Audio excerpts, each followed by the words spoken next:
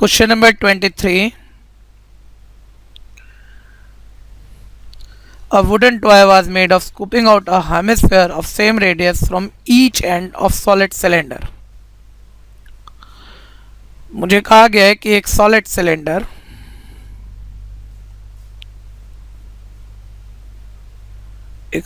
Cylinder हमें दिया गया है यहाँ पर।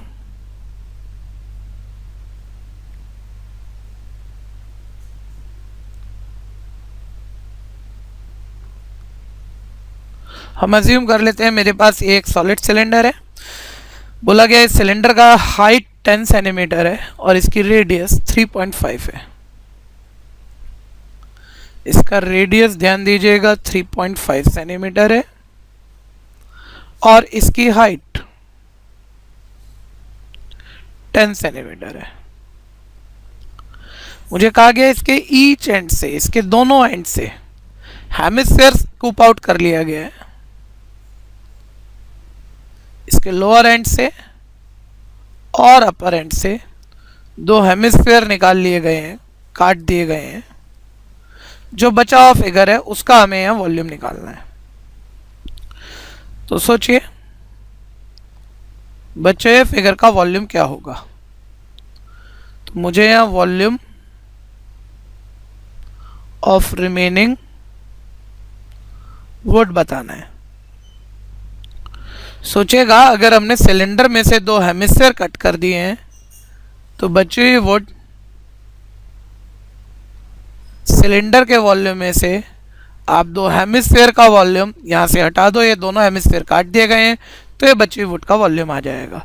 यानी वॉल्यूम ऑफ रिमेनिंग वुड का फॉर्मूला बनता है volume of cylinder minus volume of two hemisphere.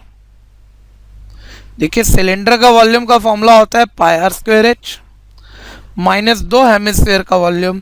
एक हेमिस्फीयर का वॉल्यूम होता है 2/3 पाई आर क्यूब, तो दो हेमिस्फीयर का वॉल्यूम होगा double of 2/3 pi r cube.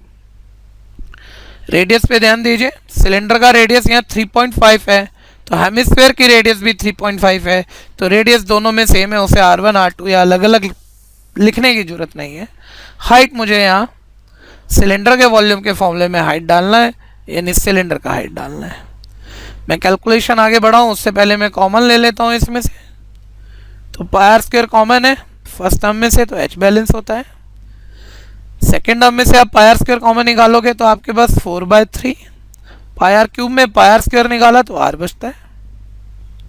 अभी हम वैल्यू पुट करेंगे। पाई की वैल्यू है 22/7, रेडियस मेरे पास है 3.5 स्क्वायर है तो 2 टाइम्स डालूंगा मैं इसे।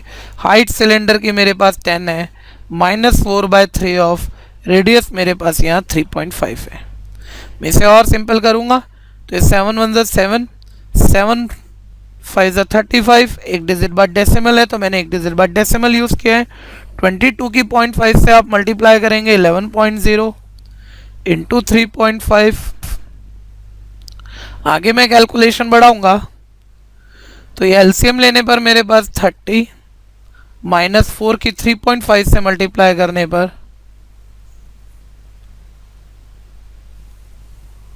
14.0 आता है डिवाइडेड बाय 3।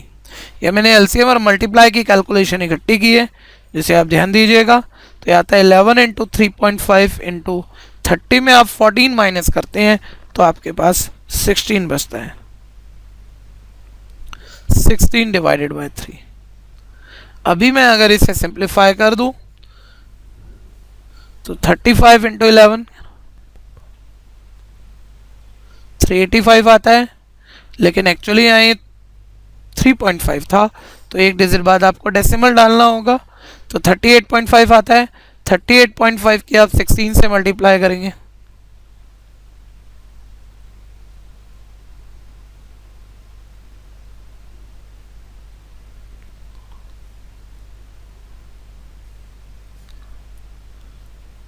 तो आपके पास 6160 और एक डिजिट बाद डेसिमल हमें लगाना ही है।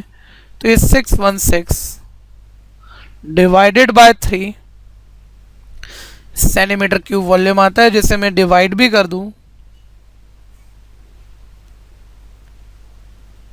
तो 205.33 सेंटीमीटर स्क्वायर मेरे पास सिलेंडर का वॉल्यूम आ जाता है, जो कि सिलेंडर में रिमेनिंग वुड का वॉल्यूम आ जाता है, जो कि इस क्वेश्चन का आंसर है।